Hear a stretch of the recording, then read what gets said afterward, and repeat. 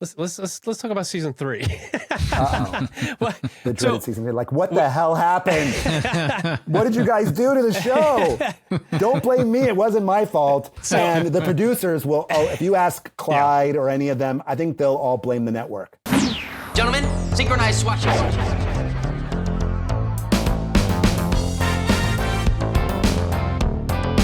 Not a problem.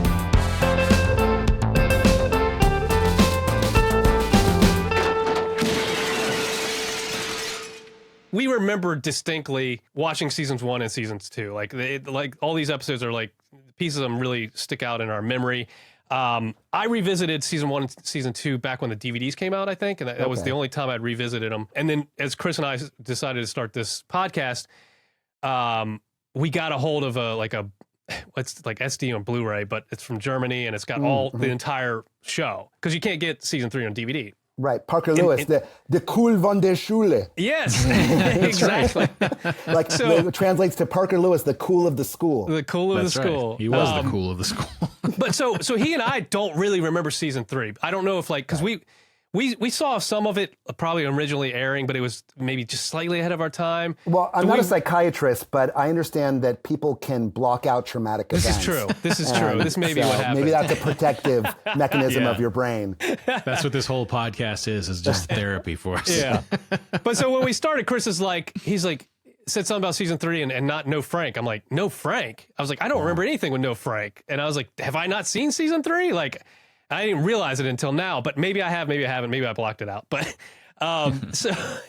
so that, I mean, we talked to Corin about this too. And I was like, it didn't seem like a creative decision, like anything that a creative would make, not a decision that creative would make. It had to be an executive, there was a few things. The executives and the networks messing with the show. Yeah, the suits. The suits messed with the show. It went from Parker Lewis can't lose to Parker Lewis. Jerry lost his coat. We spent the first, I think, half of the season. Jerry lost his coat? Like, Jerry, so I really must not have Jerry seen had no jacket. So what? Jerry had no jacket on the third season. Dude. It was a different show. Watch this. I must not have seen this season. Yeah.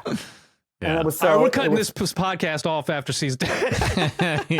You got to watch it. You got to watch it. We will. We'll get through it. The great thing about it was, though, the great thing about season 3 is John Panette. The great John Panette. Incredible comedian.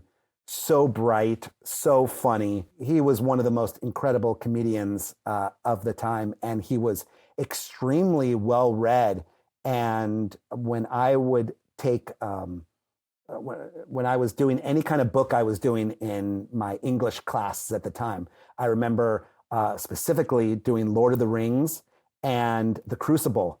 And he starts quoting lines from The Crucible, and he says, "Have you read about Tituba?" And, who's like the housekeeper from whatever. Yeah. Goody Goodwife's housekeeper, one of those. And so he was a very intelligent guy and so funny.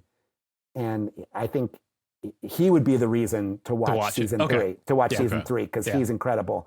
Coach Kohler, the coach. And so the first, I want to say at least 6 or 8 episodes, we filmed basically all outside at a park in the San Fernando Valley. We were there for a long time doing a lot of stuff, and the shots were all outside. And Parker got beat up. Harold Pruitt, the bad guy, knocked Parker out and at one point, and Jerry lost his jacket, and they really tried to make the show like 90210. 90210 was incredibly popular. Yeah. There's even, you can see on YouTube, there was a promo for Parker Lewis where it's all the cast of 90210 doing a promo for Parker Lewis Can't Lose. Really? There's one where they're saying like all the cast, they're getting ready, they're getting made up. They're in the makeup chairs and stuff. It's the whole cast of 90210. And they're asking about Jerry. Jerry? Oh yeah, he's great. Jerry? Oh, he's so cool. Oh, Jerry, he's kind of nerdy. Oh, Jerry. And then Luke Perry's Jerry, never heard of him. And so they really tried to 90210 our show because that was a huge success on Fox, and the executives thought, oh, that show's really successful. Let's do that. No, like I say, it definitely felt like a Suits decision, and it sucks because it's always one of those things. It's like, if it ain't broke, don't fix it. Right. You know, like, and they try to fix it, quote unquote, and then when it like plummets from where it was, they're like, "Oh, you guys screwed this up. We're canceling." You know, and it's like, it's just so infuriating. Disappointing. Yeah, it for was sure, great. yeah. They shouldn't have messed with it. I think we could have done another couple great seasons, but they messed it up the third, and it was like a whole different show. I mean, totally. It's a different show. Like, so it was almost like it was canceled after season 2. You know? Yeah. I mean, if Jerry doesn't have his trench coat, if Frank isn't there, I mean, come on. They're like, I think it seems like, I mean, I had no part in it, and I wasn't there for any of it, but I imagine like the notes from the network are like, make it less cartoony. Mhm. Which was so great about it. Exactly. That's the whole reason Chris and I were drawn to it. Yeah. It was a live action cartoon. Yeah. It's why it was different than Definitely. everything else on TV, and that's why it was attractive. It's different than everything else. Yeah. It was 3 o'clock high influenced. Yeah. It was Ferris Bueller's Day Off influenced. And you can tell it had an amazing influence on shows like Malcolm in the Middle that came after. Yeah, I was going to say that it's obviously very ahead of its time because it's like nothing else that was on at the time, which is, you know, something Fox was doing then, obviously, with things like The Simpsons and whatnot. And I do think a show like that, you know, would do better now, you know, because the comedic sensibilities have changed a little bit. But so, you know, it's just ahead of its time, unfortunately. But like you said, it did, you know, it did influence stuff that came after it in a major way, you know, and that's, you know, you can tell when you watch a show, it's like, I bet they watched Parker Lewis because this is cartoony. We out Ferris. Yes. Yeah, exactly. And there was an episode, I remember, I don't know the name of the episode, but I remember that I was doing like a scene from The Music Man. And we were in the auditorium and I'm in the red and white striped shirt with the jacket with the straw hat. And I'm doing a scene from Music Man. And they pull to the back of the auditorium and you see behind 2 guys. And the one guy says to the other, "So that's how they do it. Come on, Ferris, let's get out of here." Oh, nice. That's you good, guys though. blew Ferris Bueller's show away. Yeah, they survived. They didn't even last one season. Yeah, they did a half season. And and I think, was Jennifer Aniston on that show? She was. Yeah, she was the sister. Yeah. And was it not Balthazar Getty? It was, I forgot who the guy was who played Ferris. Yeah, I can't remember the lead guy. Yeah. I've never seen an episode of it. I was too busy watching Parker Lewis. Yeah, exactly. Yeah, I mean, I don't think I even knew there was a Ferris Bueller show until years later. I mean, like Chris says, we were too busy watching Parker. Nice. And then would you watch In Living Color? We were the lead-in to In Living Color. Of course, you got to watch J-Lo as a fly girl. Yeah, that's right. That was the closest thing I had to porn at that age. The late 80s, early 90s. Yeah. Good stuff.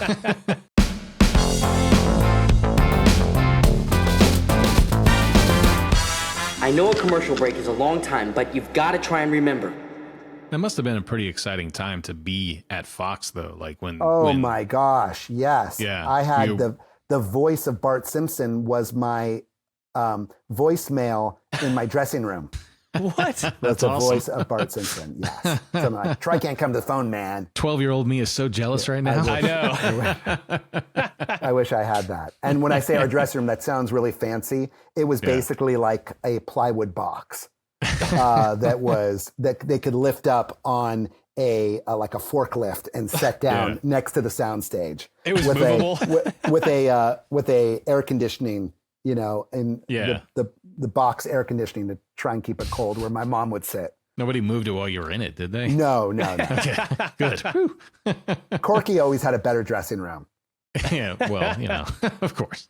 Damn him. Do you guys still keep in touch, all you guys? Oh, for sure. Corky and I talk all the time. We text all the time. That's great. We stay close. I talk with Abe, Ben Ruby, Kubiak. Occasionally, once in a while, Maya Bruton. That's great. And the last time I saw Billy, I think, was when we did a reunion in France. Oh, okay. In 2019, I think, just before COVID. Yeah. They brought us to a con, like a Comic-Con in France, where Yeah. we were received incredibly. I felt like a rock star. They loved it. There were posters of us in the French subways. Mm-hmm. It was incredible. I have selfies of myself next to me in the French subway. Oh, that's great. So that was incredible. So I don't talk to Billy that often, but Corky, Abe, and once in a while Maya, and not Taj Johnson. I've tried to find Taj, who played Lemmer, but I can't find him anywhere. So good luck. I hope you guys find him for the show. Yeah, we'd love to. That's We'd our love new to. quest. That's our quest now. Yeah, Gotta find Taj well, Johnson. find him. I cannot find him, but if you can, I hope you do. We have actually heard that the show was very popular in Europe, and it's been interesting in our experience with doing this show. I do most of the social media stuff, but like I've been struck by the percentage of German language followers, like the people who are the most consistently interested in what we're doing in these recaps and on social media. It's lots of people from the German speaking world. For it's very sure. interesting, you know? Yeah. I get messages from German fans all the time. People from Sweden and Norway, like those countries, like the Scandinavian countries, and Israel too. It was also popular in Israel. So all over. There was once when I was, I guess, 17, 18, it was the summer after my senior year of high school. And my brother, I was getting ready to go to college. My brother, who's 6 years older than me, was traveling through Europe and had an interview for medical school. So I convinced my parents to let me go out and meet up with him in Europe. And we're in the south of France. So we're in Nice. And we're on the beach in Nice, and there's these guys that renting jet skis out to tourists. So, you rent the jet skis for a half hour or whatever. And those guys recognized me from Parker Lewis and totally took my brother and I under their wings. They're like, Parker Lewis, Monsieur Randell, Monsieur Lewis. That's hilarious. And so it was great, and we got to hang out with them for a few days in the south of France, and so they helped keep us out of trouble, I want to say. Maybe. Exactly. And so that was it was a lot of fun. So there was people all over the world that loved it, and in the U.S. we had a huge African American following.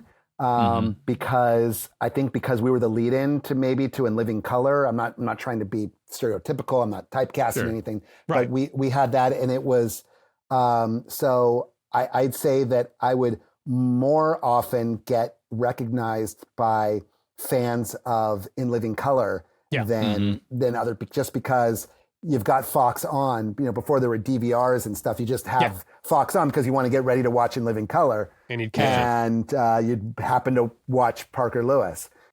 Well, that also tracks too, because when we talked to Corin, he was saying, as he was kind of trying to inform the character of Parker Lewis as far as wardrobe and hairstyle, he said he was pulling a lot from hip hop at the time, because that was a big influence on him. Yeah. Totally. Plus y'all had Cool Mo D on the 5th episode. I mean, it was pretty damn cool did at the time. Okay. Yeah, that's just what the one where Mikey drops out of school. There's a little PSA from Cool Mo D in that one. And who else was it? Who was the other person in that video they made?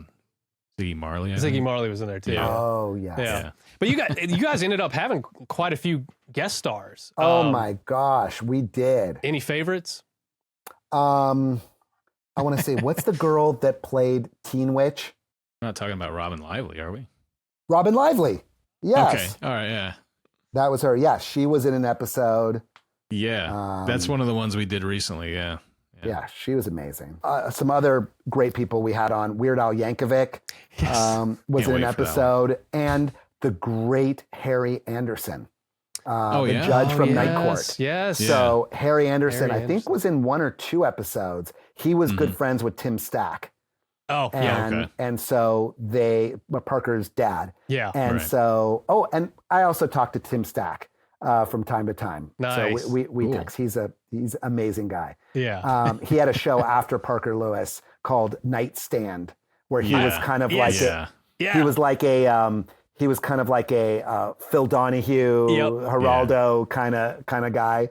Jerry Springer fake. type, Jerry Springer, but it's all fake. And he had me on as a guest, as a as a guest on his show. Have to find that one. Yeah, I remember that show. I definitely remember that. I haven't seen it in years, but I totally remember Timothy Sack on that. Yeah. So so Harry Anderson was on. I was really into magic at the time, and so Harry Anderson and his wife taught me some magic tricks. And, oh, nice. And then we didn't see each other for a couple of years. And then when I was at UCLA, I became good friends with James and Daisy Tormé, who was Mel Tormé's youngest kids. Okay. You know, Mel Tormé, famous American jazz legend, who was a huge, who Harry Anderson on Night Court was a huge fan of Mel Tormé and was always making Mel Tormé references on Night Court because he really was a fan. And Mel made some appearances on the show. And when Mel passed away, I want to say in 96-ish, I sat next to Harry Anderson at Mel Tormé's funeral in LA. Oh, and that was the first time we had seen each other since being on the set of Parker Lewis. Oh, wow. Yeah. So Harry Anderson, I was a big fan, and he's now passed on as well. Yeah. No, he was great. Tragically. I have a signed somewhere in my cupboard back here. I've got a signed deck of Harry Anderson cards, like playing cards. That's cool. Oh, dude, that's awesome. That are Harry Anderson branded playing cards, and on the box, he has a little message to me and a signature. So that's cool. Great, man.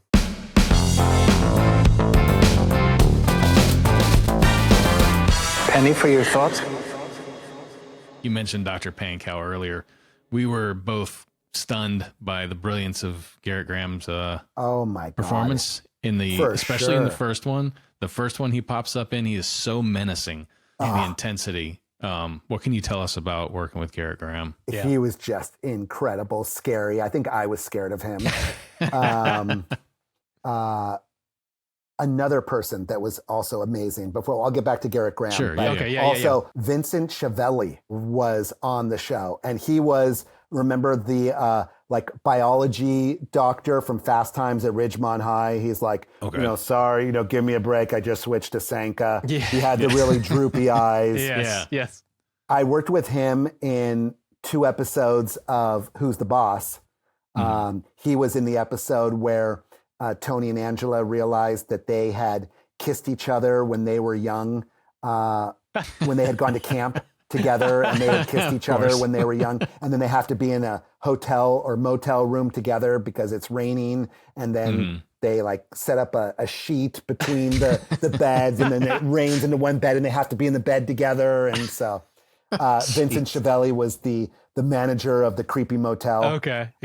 So he was in an episode of Parker Lewis. Oh, also Ray Walston, who's Mr. Hand, from Fast Times, and My Favorite Martian. He was in an episode that was great. But Garrett Graham, he was just such an incredible actor's actor, and it was just fun to watch him work. And he was just he really brought an incredible scariness to that character, and the lighting, the underneath lighting for him was just the lighting just accentuated it so incredibly. I love all the Pankow scenes. The lighting too. Because they always do a red accent and a blue accent. It's so absurdist, but it just adds, and his performance, it just all comes together to be just Pankow amazingness. Yes. Mr. Dr. Pankow's up to no good. Mr. Dr. So Pankow. funny. I like one of my favorite things about that character, I guess, is that he starts off so intense and so intimidating and so evil and in control, and then they just pop the balloon by the end of the episode, and he is just a complete mess, and he plays it so big when he's losing his mind at the end that it's fun to watch him just lose it, when his bonsai is stolen. Yes. Yeah. His bonsai. Yes, bonsai. It's so funny. So I think I may have gotten this tidbit. It may have been something you said, Troy, on a commentary on a DVD. Oh wow! on one of these episodes because so I ripped all these. I ripped all this Blu-ray, that we got for all the seasons, and I put them up on a server so Chris and I can watch them. The Shout Factory ones. No, this is the German one. This is the German one. Oh, okay.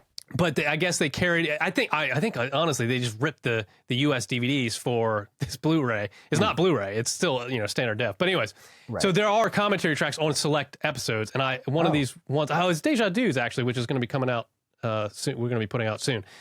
So on Deja Dudes, you did a commentary for the Shout Factory ones, and it just carried over, I guess.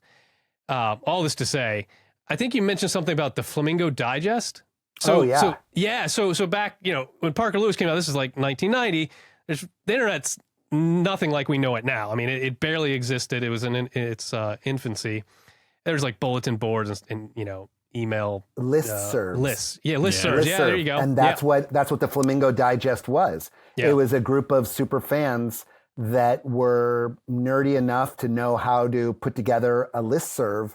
Yeah. And they would give commentary on the show, and we could like read what they were saying kind of in real time, getting feedback from them. And they were this group of super fans. And I think that we even let them visit the set. And it was like the first kind of internet fan base for a show, as far as I know. It was the first time they did that. Like, I was a huge fan of Lost. Yeah. And Lost had Lostpedia. Yeah. And so you can really dive into all the different episodes. And that's kind of like a very early version of that. Yeah. It's so after I'd heard that comment on that commentary, I went digging and I actually found that somebody's archived parts of this. The Flamingo Digest? Yeah. Oh, sweet. And so part of what they were doing too was because back then you didn't really know what the episode names were, right? I mean, once you get a DVD, you could see it. But back then they had no clue what these episodes were called.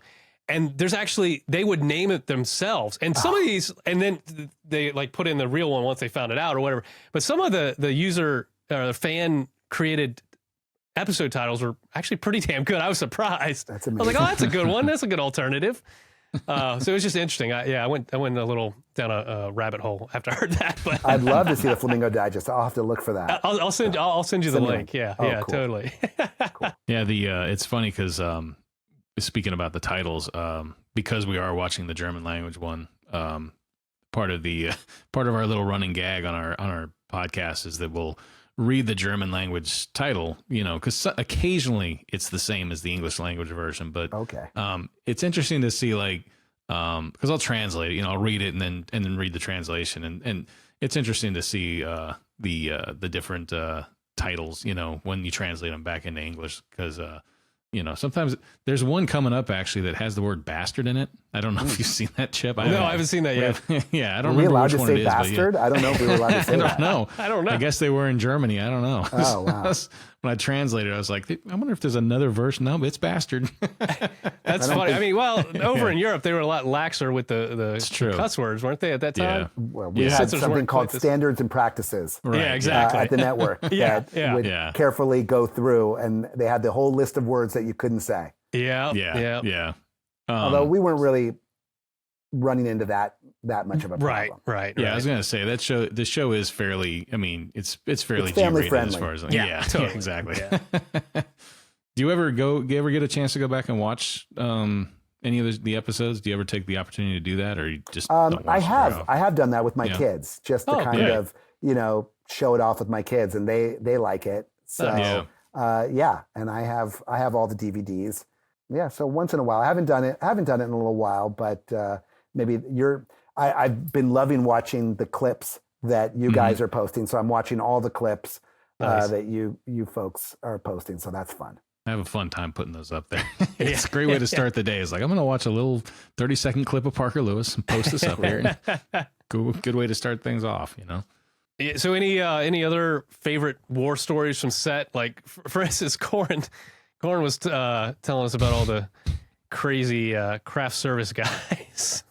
Oh. Do you have any crazy stories from set that you're I just remember we went through a lot of craft service guys. He told us Funny to this say. like the three different stages of the craft service guys, and it's pretty crazy shit. I mean, on a show like that, especially a show that is shooting for that long out of the day, you got to keep morale up. Yeah. And the easiest, cheapest way to keep morale up is just to have a ton of food and snacks, and you ask people like what they want. So I think we had a really good craft service budget. There was always really good food and snacks, and basically whatever you wanted could be there. And but craft service isn't just about food. They also like clean up different things. I think one at one time was selling drugs. I don't know. I think there was all kinds of weird stuff that was going on. Cole told us some crazy stuff because he said like the first craft service guys actually you had a great budget, but there was no food because the guy was gambling it away. Oh, that sounds right. Like, where's all the food? Like they've got an incredible budget. Where is all the food? No, I remember the craft service being very robust. And that's how I remember it. But I remember one time, this was Corin's plan. We had very good catering for lunches, and whenever we weren't at Columbia Sony, we were filming somewhere like doing exteriors at the high school, which was at a local high school called Hamilton High School here in LA. All the exterior school shots were shot there. They'd have catering trucks, and they'd do very good food. And one day, Corky got everybody to collect their rolls. And the very first scene after lunch, when the assistant director yells, the director goes, "Okay, we're ready to go." And the assistant director will yell, "Roll, please." And the whole crew just throws their rolls at the AD. So Nice. yeah, I remember that. There was a lot of antics like that. Yeah. That sounds like there's a great atmosphere on set. Like it just sounds like I'm sure there were grueling days because of the technical aspects of the show to get it, to be the way it is. But it sounds like the camaraderie with the talent and the crew. It just sounds like it was a good vibe. Yeah, it was great. I didn't work as much the first season, right? But if you notice in the second season, I was there just as much with. You haven't gotten into the second season yet, maybe, but when you do, you'll see I was there just as much as anybody else because I could. There was no restrictions on my time. Did you do that specifically, like during the first season, having those restrictions? Did you? Because you said would you say you got your GED and that allowed you to? No, so it was when we realized that I kept having to be written out of things that I was in the script, and they would have to change the script on the fly or write me out of scenes just because I couldn't be there. Yeah. We renegotiated my whole contract. Was renegotiated, and this, like I said, the studio teacher put in there. We figured out a legal loophole to it, and because of that, because I was able to work more hours, I got paid more, and I got incredible teachers that were there. I had tutors that were available to me at all times. I had a physics tutor. I had my Spanish language tutor. I was doing chemistry and physics experiments on the set. I had my own school trailer that was dedicated to just me and my teacher, and Maya, when she was on the days that she was there, she would get to take advantage of it as well, but she wasn't there as much. I was there basically every day. So getting to have that education, I always tell people say, well, do you feel bad that you missed out on high school or you missed out? No, I actually got, I believe, a better education than anybody else, any of my peers could have gotten at my school because I had one-on-one teachers, and there's no not doing your homework. There's no falling asleep in the back of the class or not paying attention or zoning out or whatever when it's just you and another person. So I got straight A's because there's just no other option. You just have to do the work. Right. There's no slacking off when it's just you and the teacher. So I think it was easier in that sense because I got all the attention of the teachers. But I think it was a great education too. And I was still able to go back to my school that I was enrolled in Calabasas High. And I was able to go to dances and social events and things at my school because I was still enrolled there. Yeah. I would get really mad at my mom when she would make me go to school if I had like a week off of work and school was in session. Yeah. The studio wasn't going to pay for a studio teacher when we're not working a certain week. And so she'd be like, yeah, you're going to school. And I'm like, oh my God, I haven't been to school like all semester. Now you're just going to make me go for 4 days? Yeah. Oh my God, it's like I'm the new kid again. Yeah, because you have no friends there. Like, No, right? but I do have friends because I know all the kids because I've gone to school with them, a lot of them since kindergarten. Coming up. I've lived in the same thing. So so you know them, but you're not there every day. And everyone's got their place to sit. And I'm already neurotic. And so it was tough. Yeah. But I did it. And looking back on it, it was probably the right thing to do. Yeah. But I hated it at the time. So, I mean, that kind of segues into my next question for you. Like, so like you say, you're doing law now. You're an attorney. Yes. You're a judge. I'm an attorney. I'm a judge. Yes. So only for the last 20 plus years. Yeah. So So when you were studying then, like on set and stuff, did you have in your head that you wanted to go into law, or like when did that come about, and when did you decide to leave acting behind? Okay. I knew that it was never a question of if I'm going to college. It's what college are you going to? Yeah. That was always the attitude with my parents. It was never, my parents always instilled in me the idea that acting is a hobby, and you can't, it's not something that you can rely on to support yourself for your life because you never know what will happen. Yeah. Eric Estrada was the hottest thing on television during Chips. You couldn't get a more popular star than Ponch from Chips. And then he basically never worked again until like 30 years later. He's doing telenovelas or selling, vacant land in Wyoming. Yeah. At 3 o'clock in the morning. So I don't know if you guys have seen that, but specific. So he was doing that. So he was like on infomercials at like 3 o'clock in the morning selling vacant land in somewhere like in the Midwest or whatever. And so I always looked at acting as something that's fun to do, but you got to have something real to fall back on. Yeah. Yeah. And so I went to UCLA, and then I was thinking, what do I study at UCLA? And I was actually denied.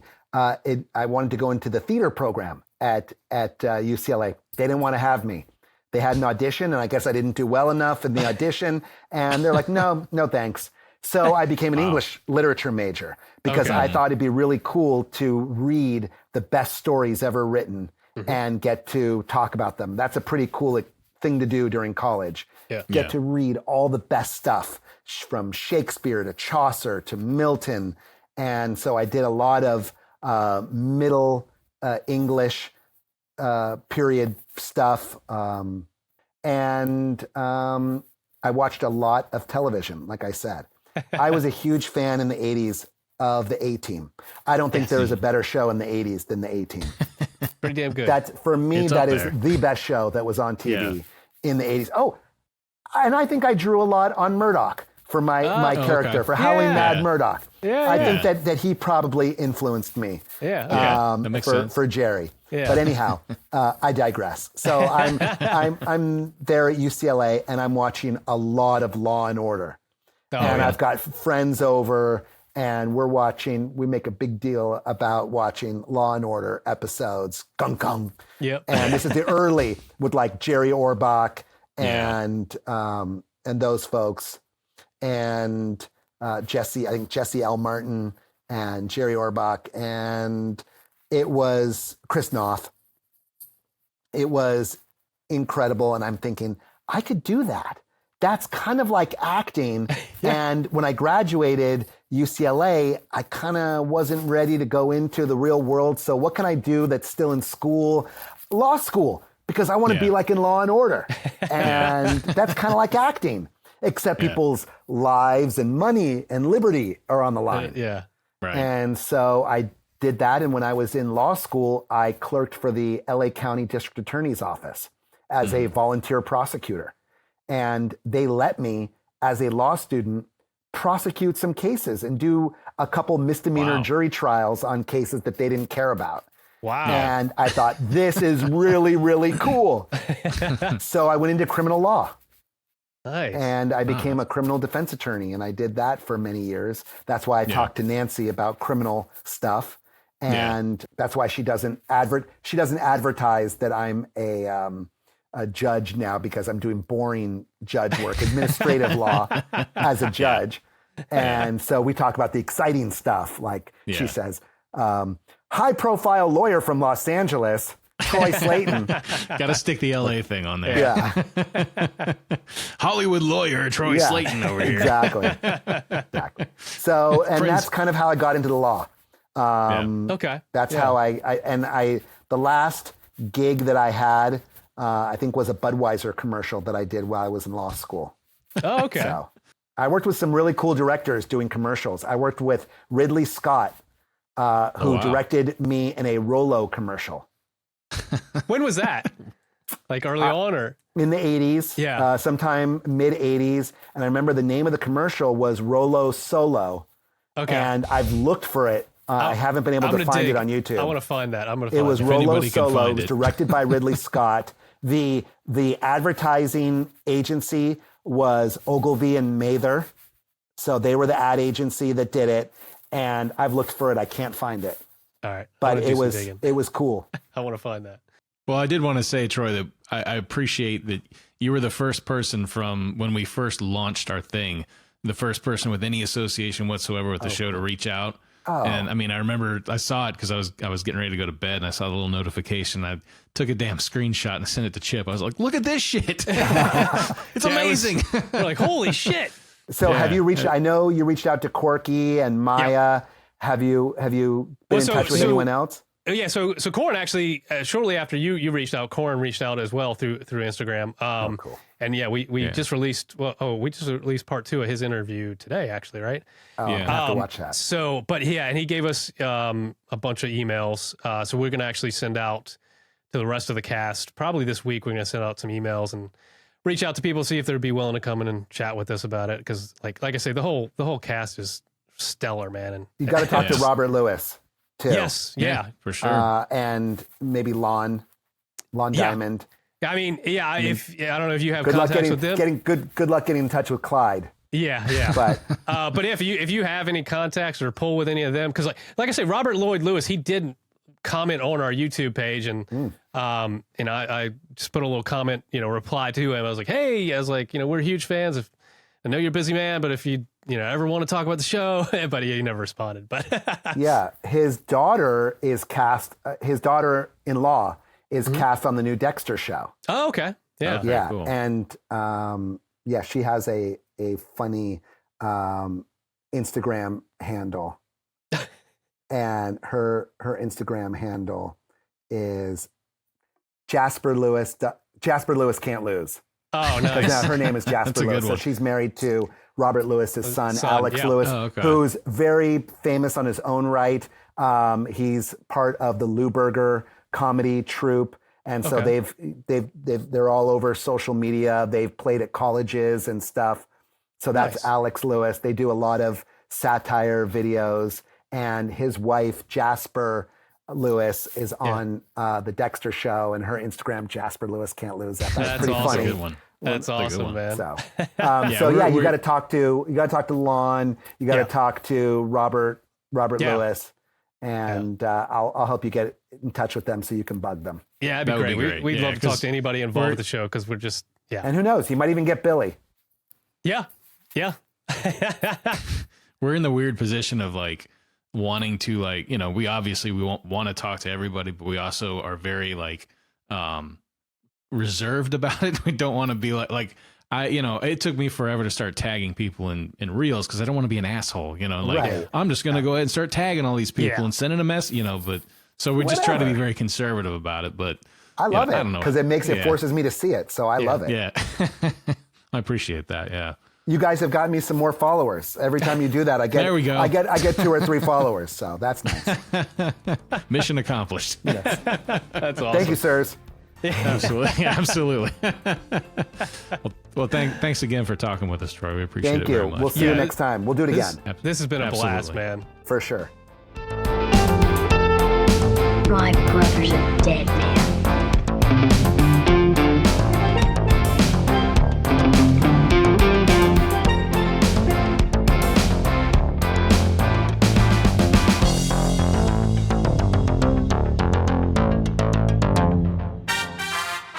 My friend Jerry said you guys were going to do something really neat today. What did you guys do to the show?